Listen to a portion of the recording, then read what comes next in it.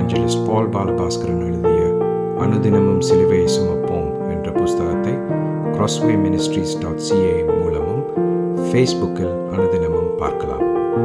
நிச்சயமாக இந்த வார்த்தைகள் உங்கள் ஆவிக்குரிய வாழ்க்கைக்கு உதவியாக இருக்கும் என்றும் நம்முடைய கர்த்தராகிய இயேசு கிறிஸ்துவையும் அவர் சிலுவையில் நிறைவேற்றியதையும் மகிமைப்படுத்தும் என்று நாம் நம்புகிறோம்.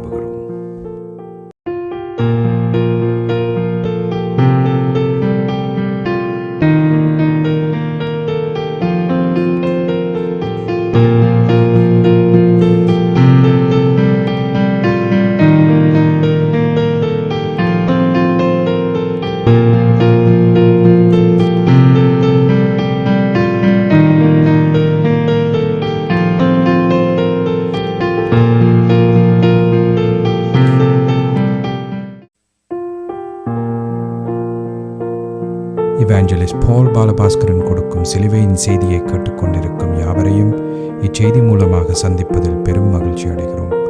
கர்த்தராகிய இயேசு கிறிஸ்துவனுடைய கிருபையும் தேவனுடைய அன்பும் பரிசுத்த ஆவியானவருடைய ஐக்கியமும் உங்கள் அனைவரோடும் கூட இருப்பதாக. ஆமென்.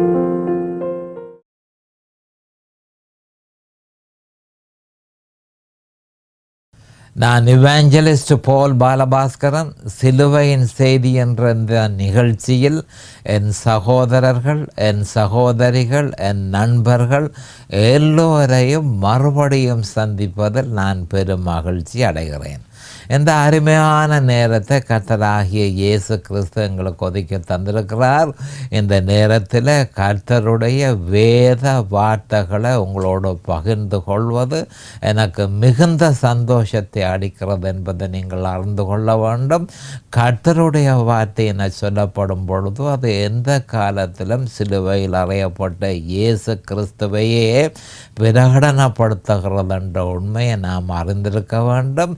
இந்த உண்மையை நாம் தெளிவாக அறிந்து நம்முடைய இருதயத்தில் உறுதியாக நிலைநாட்டி வைத்திருக்க வேண்டும். இப்பொழுது நாம் வேத வார்த்தைக்கு போவோம். ரோமர் 8:33. ரோமர் 8:33 மிக முக்கியமான ஒரு வேத வார்த்தை. தேவன் தெரிந்து கொண்டவர்கள் மேல் குற்றஞ்சாட்டுகிறவன் யார்? தேவனே அவர்களை நீதிமான்கள் ஆக்கிறவர். திருப்பி மறுபடியும் வாசிக்கிறேன். ரோமர் 8:33. தேவன் தெரிந்து கொண்டவர்கள் மேல் குற்றஞ்சாட்டுகிறவன் யார்? தேவனே அவர்களை நீதிமான்கள் ஆக்குகிறவர். அப்போ இந்த வேத வார்த்தைக்கு நான் தெரிந்து கொண்ட தலையங்கம், தேவன் தெரிந்து கொண்டவர்கள் மேல் குற்றஞ்சாட்டுகிறவன் யார்?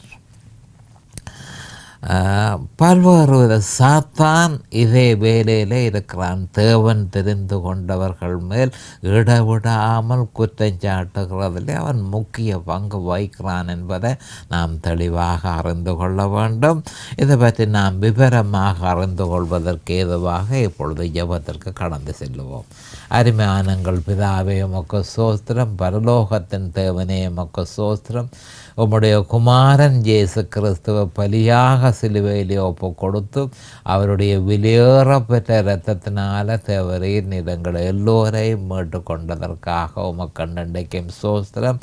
இந்த நேரத்தில் உம்முடைய வார்த்தைகளை அறிந்து கொள்வதற்காக கூடியிருக்கும் என் சகோதர சகோதரிகள், நண்பர்கள் எல்லோரையும் தேவரீர் ஆசீர்வதித்து அபிஷேகித்து உம்முடைய வேத வார்த்தைகளை அறிந்து கொள்ளக்கூடிய பாக்கியத்தை அவர்களுக்கு கொடுத்தருள வேண்டும் என்றும் அவர்களுக்கு பிரகாசமான மனக்கண்களை தேவரீர் கொடுத்தருள வேண்டும் என்றும் அதே நேரம் அடியேனையும் அபிஷேகித்து அவர்களுக்கு நிதானமான முறையில் போதிக்கத்தக்கதாக உம்முடைய பரிசுத்த ஆவியானவர், அவரே போதகராக இருக்கிறார், அவரே ஆசிரியராக இருக்கிறார், அவரே போதனை செய்ய வேண்டும் என்று இயேசு கிறிஸ்துவின் நாமத்தினால் கேட்டுக்கொள்கிறேன் பிதாவே. ஆமேன் and amen and amen. Hallelujah, hallelujah, hallelujah. Thank you, Jesus. Praise the Lord, praise the Lord, praise the Lord. Hallelujah. அப்போ இந்த 8:33 ரோமர் 8:33 சொல்லப்பட்டிருக்கிறது, தேவன் தெரிந்து கொண்டவர்கள் மேல் குற்றஞ்சாட்டுகிறவன் யார்? தேவனே அவர்களை நீதிமான்கள் ஆக்குகிறவர். அப்போ இது ஒரு மிக முக்கியமான ஒரு உபதேசம் என்பதை நாம் அறிந்து கொள்ள வேண்டும். அந்த உபதேசம் இந்த வேத வாக்கியத்தில் தேங்கி இருப்பதனால் அதனை பற்றிய பூரண விளக்கம் ஒவ்வொரு கிறிஸ்தவர்களுக்கும் மிகவும் இன்றியமையாதது. அதனை பற்றி சரியான முறையில் கிறிஸ்தவர்கள் அறிந்திருக்க வேண்டும். அந்த உபதேசம் என்ன என்று சொன்னால், தேவனே மனுஷனை நீதிமான் ஆக்குகிறவர் என்பதாகும்.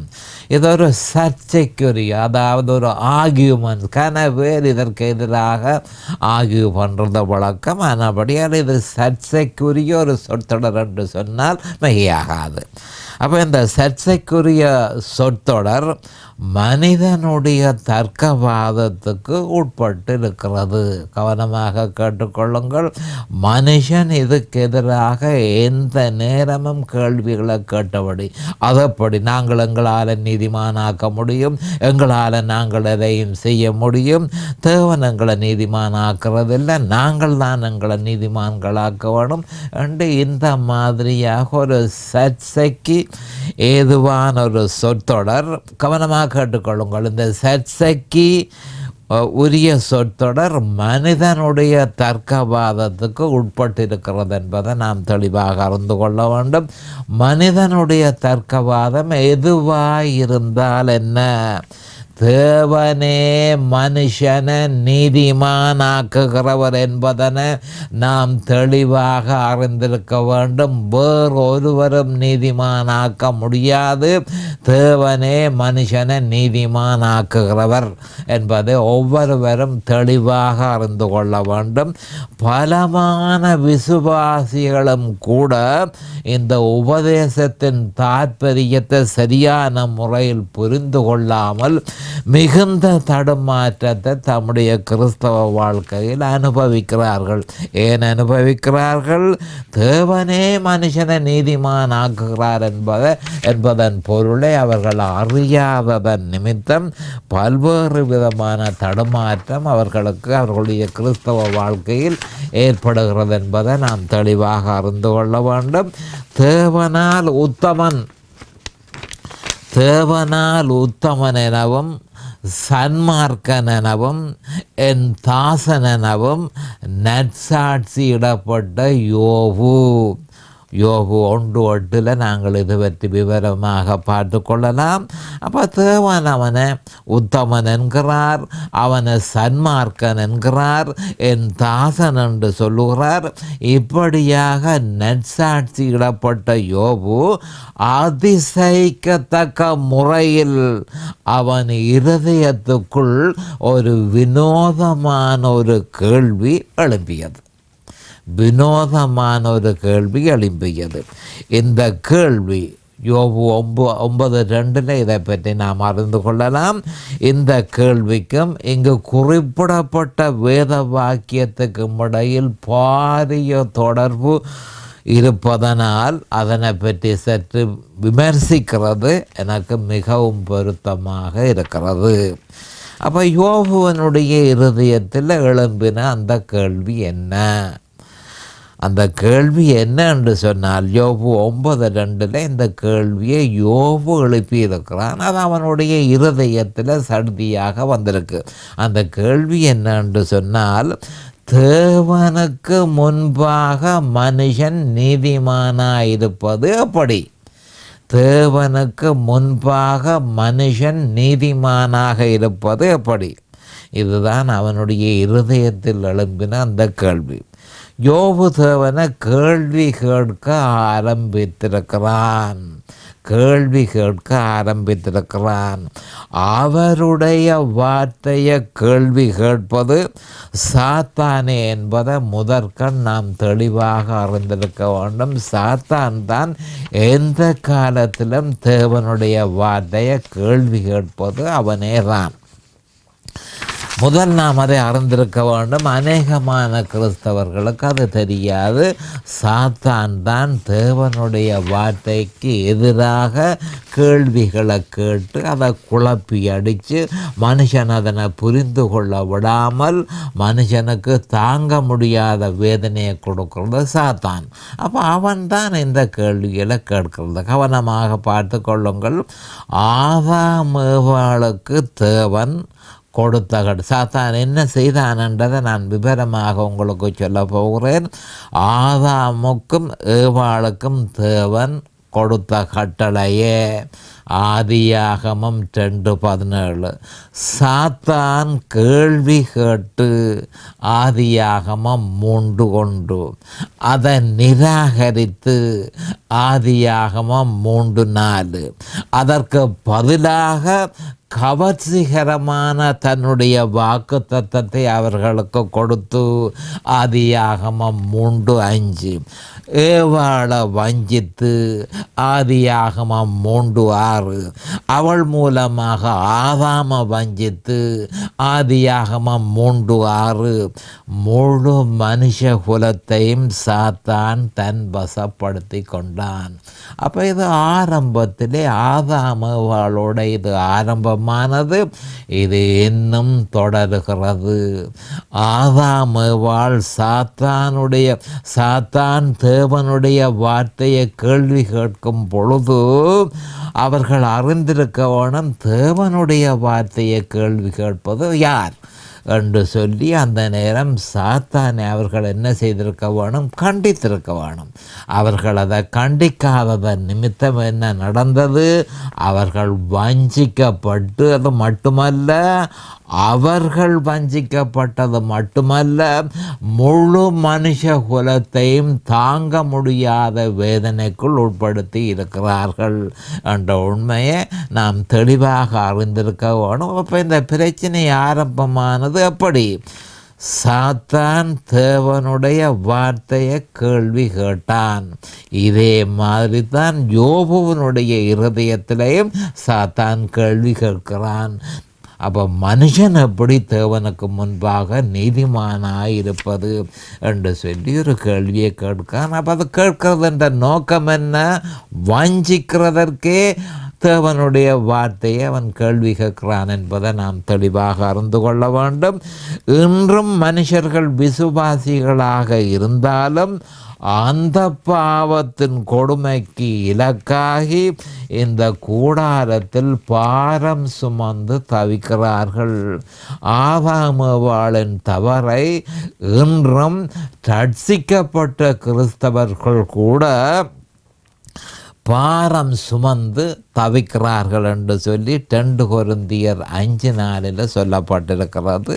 அப்போ மகிமையான சரீரத்தை தரிக்கும் வரையும் 1 கொரிந்தியர் 15:51-54 அப்போ மகிமையான சரீரத்தை தரிக்கும் வரையும் நாம் பாரம் சுமந்து தவிக்கிறோம் என்பதே யதார்த்தமான நிலைமையாக இருக்கிறது.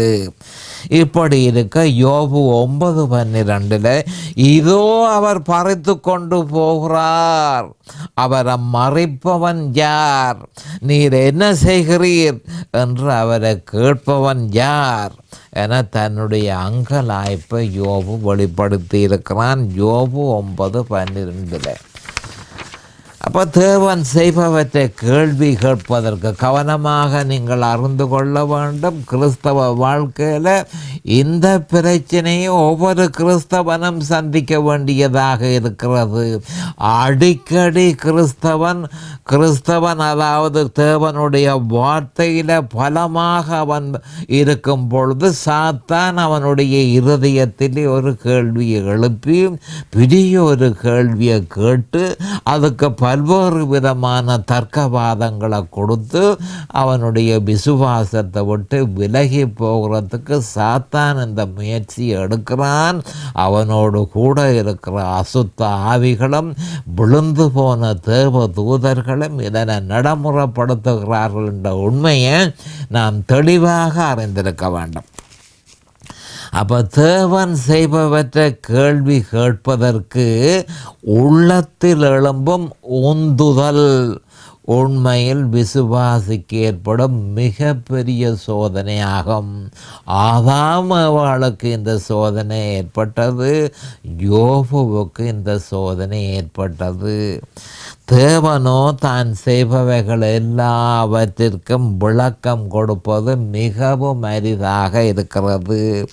அவர் செய்வது, அவரது செய்கையினால் நமக்கு ஏற்படும் தாக்கம், இவைகள் யாவும் தேவனுடைய மனித மீட்பின் திட்டத்தின் ஒரு அம்சமாகும் என்பதை நாம் தெளிவாக அறிந்து கொள்ள வேண்டும். தேவன் நம்மிடத்தில் செய்கிற எல்லாவற்றையும் நாம் கேள்வி கேட்கக்கூடாது. அது எல்லாம் அவருடைய மனித மீட்பின் திட்டத்தின் ஒரு அம்சம் என்பதை நாம் தெளிவாக புரிந்து கொள்ள வேண்டும். அப்போ அவருடைய செய்கைகளுக்கு ஒரு காரணம் இல்லாமல் இல்லை. அவர் பெர்ஃபெக்டாக பரிபூரணமானவராக இருக்கிறார். நாங்களோ பரிபூரணம் இல்லாதவர்களாக இருக்கிறோம். அப்போ பரிபூரணம் இல்லாத மனுஷன் பரிபூரணமான தேவனை கேள்வி கேட்கக்கூடுமோ? ஒரு காலமும் அந்த விதமான முயற்சியில் நாம் ஈடுபடக்கூடாது. அதற்கு பதிலாக தேவன் செய்கிறது எல்லாம் சரி, என் நன்மைக்காகவே அவர் எல்லாவற்றையும் செய்கிறார், அவருடைய நாமம் என்றென்றைக்கு மகிமை அடைவதாக என்று மனுஷன் சொல்லுவானாக. அப்போ அவருடைய செய்கைகளுக்கு ஒரு காரணம் இல்லாமல் இல்லை.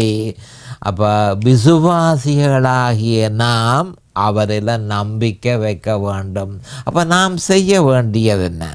அவரை கேள்வி கேட்காதபடிக்கு அவதானமாக இருந்து, அவர் தேவாதி தேவன், அவர் பரிபூரணமானவர், அவர் மகா பரிசுத்தர், அவர் செய்கிறதெல்லாம் என்னுடைய நன்மைக்கே அவர் செய்கிறார், அவர் ஒரு காலமும் எனக்கு தீங்கு அவர் செய்வதில்லை, அவர் தேவன், நான் மனுஷனாக இருக்கிறேன் என்றதை முழுதுமாக அறிந்து உணர்ந்து அதை விசுவாசித்து அதில் உறுதியாக நிற்கிற நேரத்தில் செய்ய வேண்டியது என்ன என்றதை பார்ப்போம். அப்போ அவருடைய செய்கைகளுக்கு ஒரு காரணம் இல்லாமல் இல்லை. ஆனபடியால் விசுவாசிகளாகிய நாம் அவரில் நம்பிக்கை வைக்க வேண்டும், அவரை விசுவாசிக்க வேண்டும், அவரை நோக்கி பார்க்க வேண்டும், அவரிடமாய் சேர வேண்டும். அவர் செய்வதை கேள்வி கேட்காமல் அவரையே சகலதுக்கும் நம்ப வேண்டும், அவரில் தங்கி இருக்க வேண்டும். இதனைத்தான் மனுஷனிடத்தில் தேவன் எதிர்பார்க்கிறார். நான் எல்லாவற்றையும் உன் நன்மைக்காகவே செய்கிறேன், அதனை நம்பு என்று சொல்லி அவர் வேண்டிக் கொள்கிறார். அப்போ இதுதான் தேவனுடைய எதிர்பார்ப்பாக இருக்கிறது. ஆனால் இவைகள் இலகுவான காரியமல்ல. ஏனென்றால் இந்த உலகம், இந்த மாம்சம் மற்றும் பிசாசுகள் இந்த விதமான சிந்தனையை மனுஷன் ஏறெடுக்கும் பொழுது அதற்கு எதிராக, அந்த சிந்தனைகளுக்கு எதிராக பாரிய தாக்குதல்களை இந்த 3 பலமான சக்திகளும் மேற்கொள்ளுகிறது என்ற உண்மையை நாம் அறிந்து கொள்ள வேண்டும். ஆனால் அவரை நாம் சேவிப்பவர்களாயின், கவனமாக கேட்டுக்கொள்ளுங்கள், அவரை நாம் சேவிப்பவர்களாயின் தேவனிடத்தில் அன்பு கூறுகிறவர்களுக்கு சகலமும் நன்மைக்கு ஏதுவாக நடக்கிறதென்று அறிந்திருக்கிறோம். ஒவ்வொரு கிறிஸ்தவனும் அறிந்திருக்க வேண்டிய உண்மை என்னென்று சொன்னால், ரோமர் 8:28 இந்த மிகப்பெரிய உண்மை சொல்லப்பட்டிருக்கிறது. அது என்ன? தேவனிடத்தில் அன்பு கூறுகிறவர்களுக்கு சகலமும் சகலமும் நன்மைக்கு ஏதுவாக நடக்கிறது என்று அறிந்திருக்கிறோம். அப்போ இந்த வேத வார்த்தையை மனுஷன் விசுவாசித்து அவர் சகலதும் நமக்கு நன்மைக்காக செய்கிறாரே. ஆனபடியால் நான் ஒரு பொழுதும் அதனை கேள்வி கேட்காமல் அது என்னுடைய நன்மைக்கே அவ்வாறு செய்யப்பட்டது என்று சொல்லி அவரை முற்று முழுதும் நம்புவானாக, அவரிலே அன்பு செலுத்துவானாக. சில வேளைகளில் உடனடியாகவே அவர் தான் செய்யும் செய்கைகளுக்கு காரணத்தை அறிவிப்பதுண்டு, உடனடியாகவே அவர் அறிவிக்கிறதுண்டு. சிலவற்றிற்கு வருஷக்கணக்காக எதனையும் அறிவிக்காமல் அவர் விடுவதுண்டு. இதனை விசுவாசிகளாகிய நாம் புரிந்து வைத்திருப்பது நல்லது. அவருக்கு தெரியும் எது நமக்கு முக்கியம், எது நமக்கு முக்கியமில்லை, எதை போஸ்ட்போன் பண்ண வேணும் என்றதெல்லாம் அவருக்கு தெரியும். இவ்வாறு இருக்க யோபுவினுடைய கேள்வி என்ன? தேவனுக்கு முன்பாக மனுஷன் நீதிமானாயிருப்பது அப்படியே?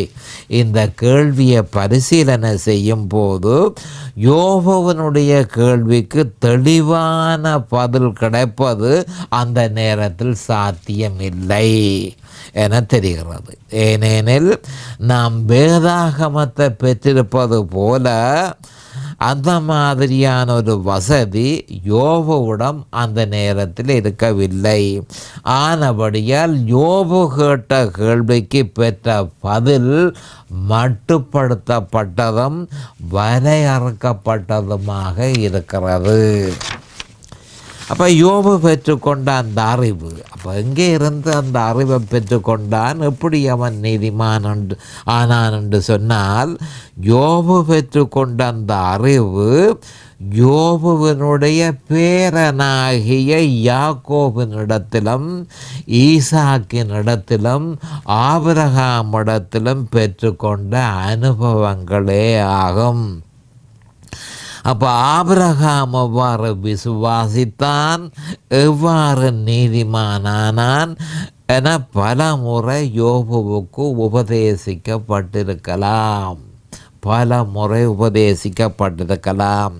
அந்த உபதேசத்தில் இருந்து விசுவாசத்தினாலேயே மனுஷன் நீதிமானாக்கப்படுவான் என்பதனை ஆபிரகாமுக்கு கொடுத்த வார்த்தையின் மூலம் யோபு அறிந்திருக்கலாம். அந்த வார்த்தை என்றும் பொருத்தமானது. அது என்ன என்று பார்ப்போம். அப்போ ஆதியாகமம் 15:6 அந்த வார்த்தை சொல்லப்பட்டிருக்கிறது.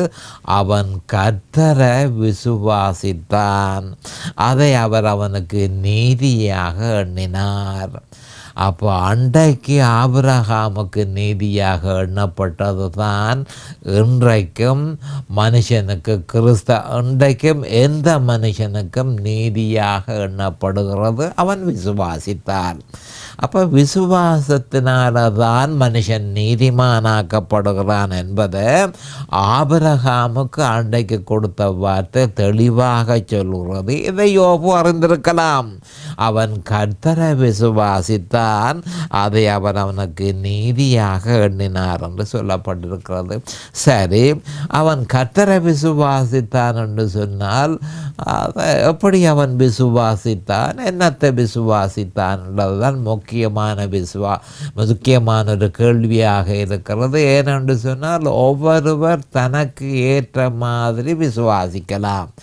ஒவ்வொரு மனுஷனும் தனக்கு ஏற்ற மாதிரி ஒவ்வொரு விதமான விசுவாசத்தை உடையவனாக இருக்கிறபடியினால் அவனுடைய செய்கைகள் அவனுடைய விசுவாசத்துக்கு ஏற்ற மாதிரி நடைமுறைக்கு வருகிறதென்ற உண்மையை நாம் அறிந்து கொள்ள வேண்டும். மறுபடியும் நான் உங்களுக்கு சொல்கிறேன். அப்போ ஒருவன் எதை விசுவாசிக்கிறானோ அதையே அவன் செயல்படுத்துவான்.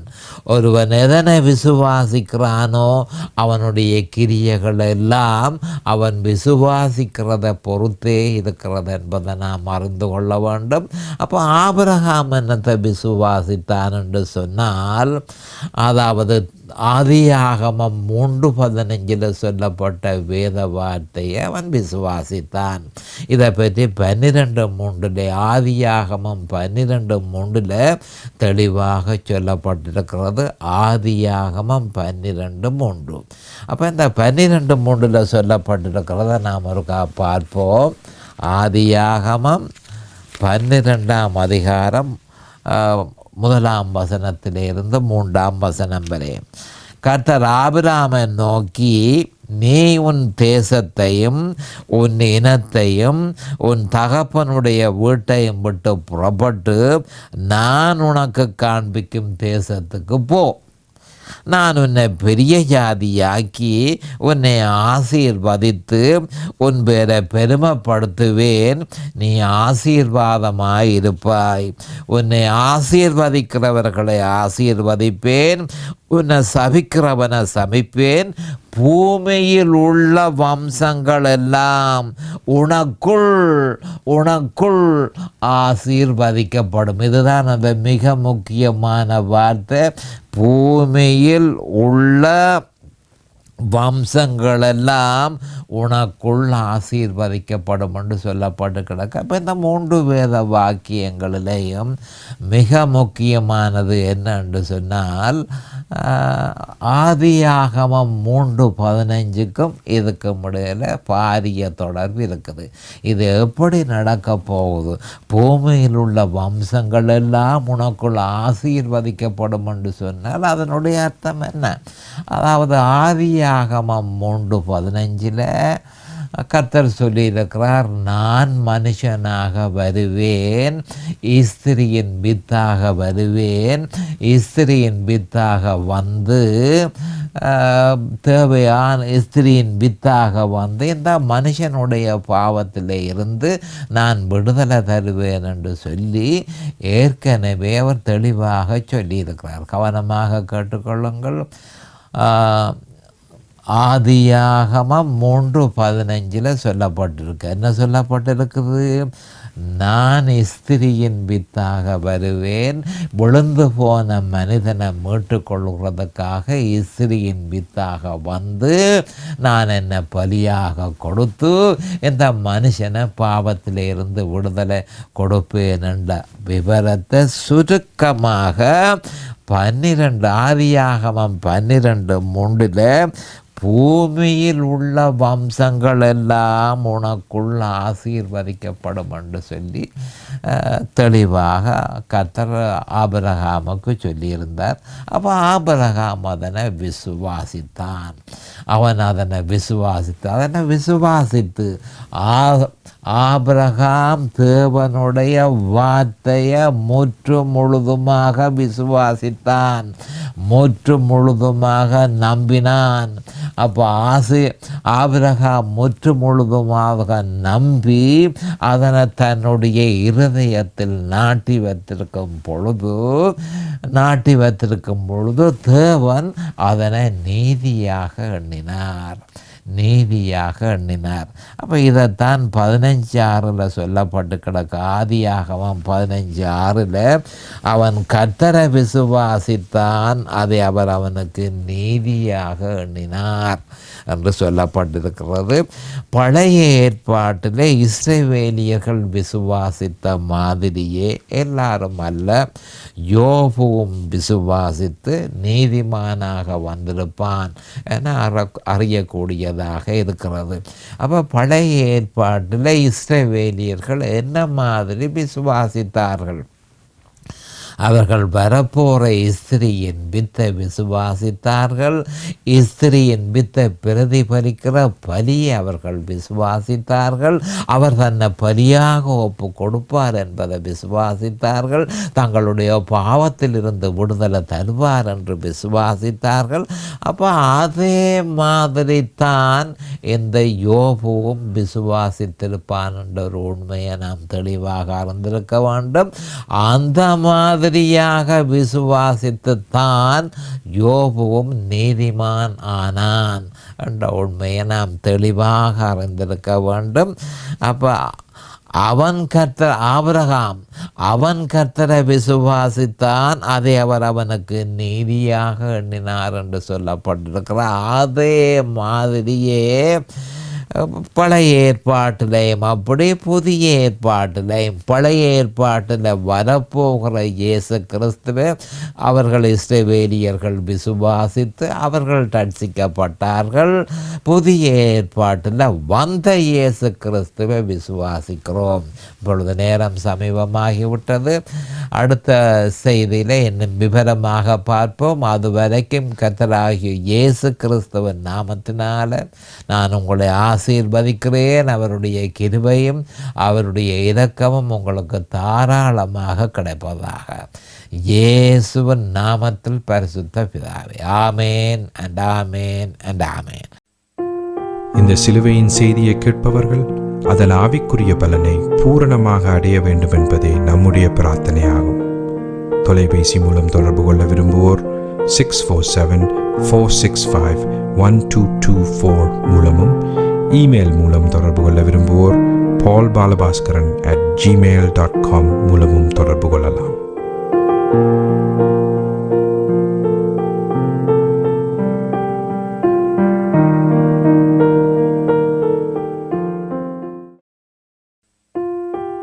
இவாஞ்சலிஸ்ட் பால் பாலபாஸ்கரன் எழுதிய அனுதினமும் சிலுவையை சுமப்போம் என்ற புஸ்தகத்தை crosswayministries.ca மூலமும் ஃபேஸ்புக்கில் அனுதினமும் பார்க்கலாம்.